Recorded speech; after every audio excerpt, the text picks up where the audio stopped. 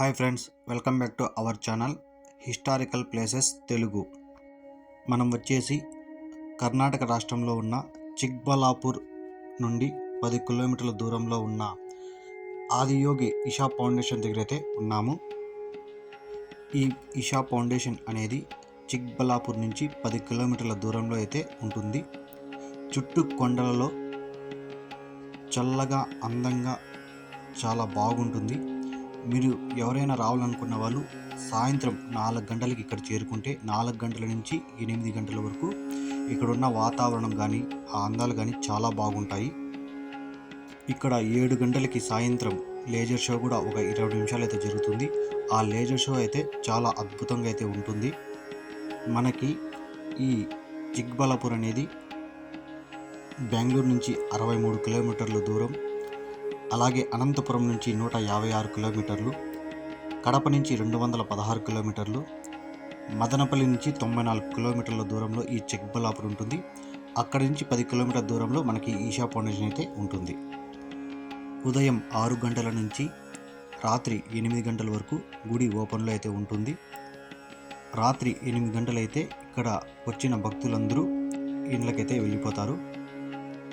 ఇక్కడ పార్కింగ్ చేసుకోవడానికి కూడా ప్లేస్ అయితే చాలా బాగుంటుంది, చాలా పెద్దగానే ఉంటుంది.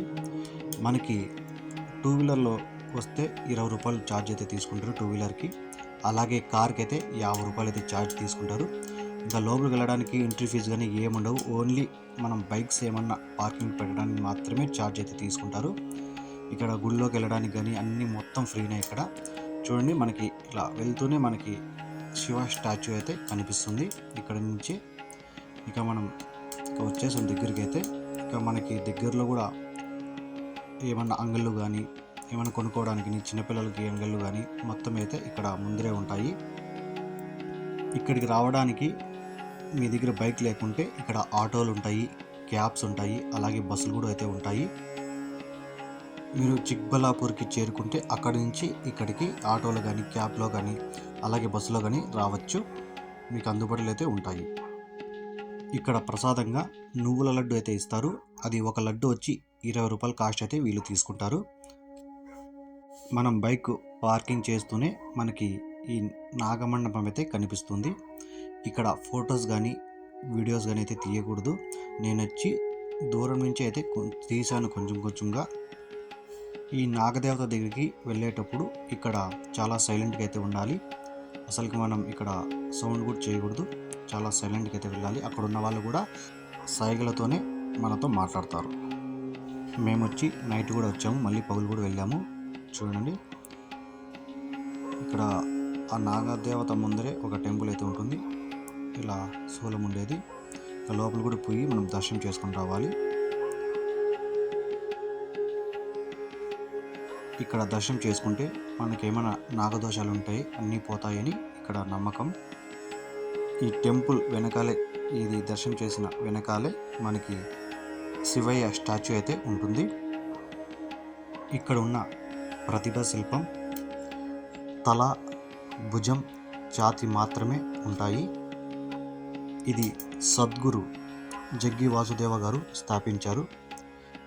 దీని బరువు వచ్చేసి 500 టన్నులు అయితే ఉంటుంది. అలాగే ఈ శివ స్టాచ్యూ 112 అడుగులు పొడవైతే ఉంటుంది. ఈ 112 అడుగులు నిర్మించడానికి కారణం మానవ శరీరంలో 112 చక్రాలు, అలాగే లోకశాస్త్రంలో మోక్షం పొందడానికి 112 మార్గాలు సూచించారు. కాబట్టి ఈ స్టాచ్యూ హైట్ కూడా 112 అడుగులు అయితే పెట్టారు. ఈ స్టాచ్యూ ముందర ఉన్న నంది పొడవు వచ్చి 21 అడుగు అయితే పొడవు ఉంటుంది. ఈ నంది వచ్చి 15వ తేదీ జనవరి నెల 2024లో స్థాపించారు. అలాగే ఈ శివ స్టాచ్యూ వచ్చి 15వ తేదీ జనవరి నెల 2023 సంవత్సరంలో స్థాపించారు.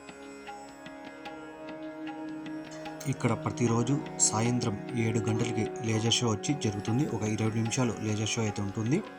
మేము వెళ్ళిన రోజు 7 గంటల 20 నిమిషాలకి అయితే స్టార్ట్ చేశారు. ఒక 20 నిమిషాలు అయితే ఈ షో అయితే ఉంటుంది. చాలా అద్భుతంగా ఉంటుంది. ఇక్కడ శివరాత్రికి అయితే భక్తులు అయితే లక్షల్లో అయితే వస్తుంటారు. ఈ లేజర్ షో మొత్తం 20 నిమిషాలు ఉంటుంది కాబట్టి మొత్తం అయితే అప్లోడ్ చేయలేదు. ఒక 3 నుంచి 5 నిమిషాలు మాత్రమే వీడియో అయితే పెట్టాను. వీడియో ఎక్కువ లెంత్ అయిపోతుంది కాబట్టి నేను 3 నుంచి 5 నిమిషాలు మాత్రమే పెట్టాను. మీకు ఫుల్ లేజర్ షో కావాలనుకుంటే నా ఛానల్ అయితే ఉంది, చూడండి. ఈ వీడియో కానీ మీకు నచ్చితే ఒక లైక్ చేయండి. అలాగే నా ఛానల్ని సబ్స్క్రైబ్ చేసుకొని సపోర్ట్గా ఉండండి. ఇలాంటి ఇంకా మంచి మంచి హిస్టారిక్ ప్లేసెస్ అయితే నేను చూపిస్తాను. ఇంకా లేజర్ షో అయితే చూసేద్దాం.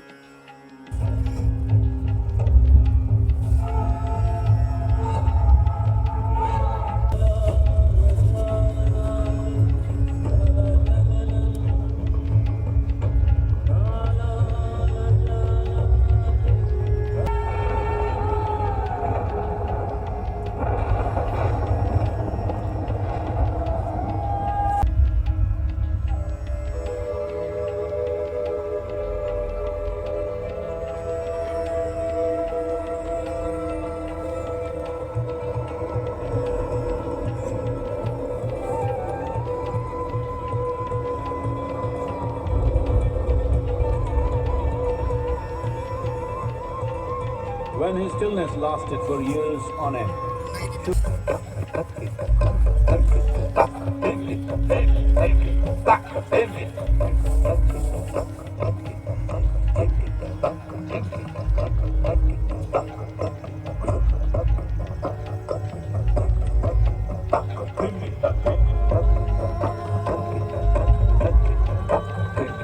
Man, where one half of him is woman.